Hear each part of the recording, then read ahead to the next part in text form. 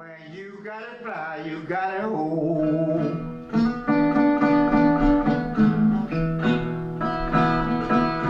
You gotta do one of the two. 'Cause you know somebody's gotta go.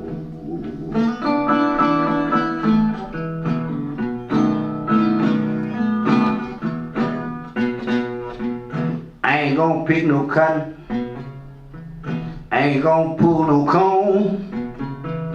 If the mule go to run away the wood, I'm gonna tell him to go ahead on, because I ain't gonna pick no cotton. God knows I ain't gonna pull no cone.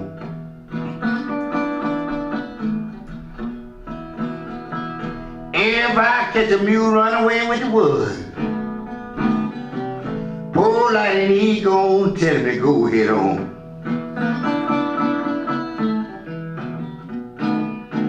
My baby got sleepy. She began to gab. She said, "Get up, Sam. You sitting in my lap." I said, "No, no, no, baby, no."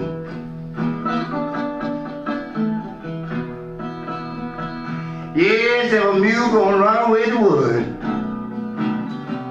I wouldn't even tell that mule whoa. And I don't be joking.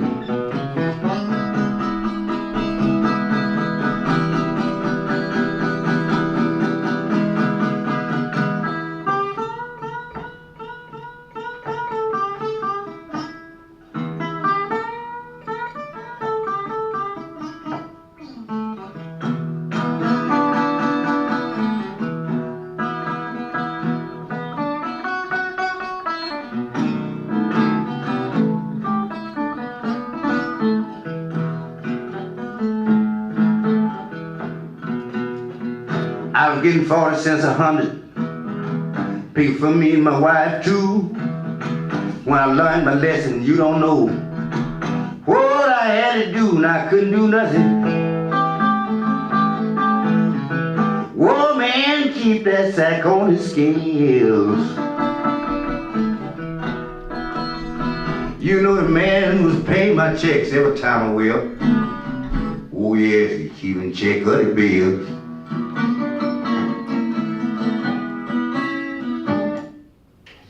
One of the things that Lightnin Hopkins would always say about his material, and I guess this does refer a bit to the anecdote, because I couldn't help but ask him a couple of questions about his songs.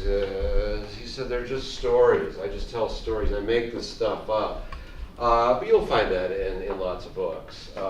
He was one of these wonderful storytellers who could keep the sack on the scale at all times and be able to weigh the words properly and really just somehow just shape a perfect little story and get out. And be entertaining. Be entertaining. This is the one thing that I think that we entirely lose sight of, is that Lightnin Hopkins always considered himself to be an entertainer, a storyteller. He didn't have any concept of himself as a, kind of, what shall we say, witch doctor and storyteller, shapeshifter, mysterious individual. He was a street hustler, and he made money as he could, which happened to be playing guitar, because he got tired of working in the fields and going to jail all the time. And so he found that he could make a reasonable living for an X amount of time playing guitar. And when that time would kind of come to an end where there was enough pocket money, he'd stop playing. And he'd start up again later when he ran out of money. The story of his life until the 60s, when so many. We could talk about Lightnin Hopkins, Skip James, Mississippi John Hurt. There's so many people, Doc Boggs, who are rediscovered in the 60s, who really come out of a world that they occupied that was certain to them as pop music. It was certain to them as entertainment.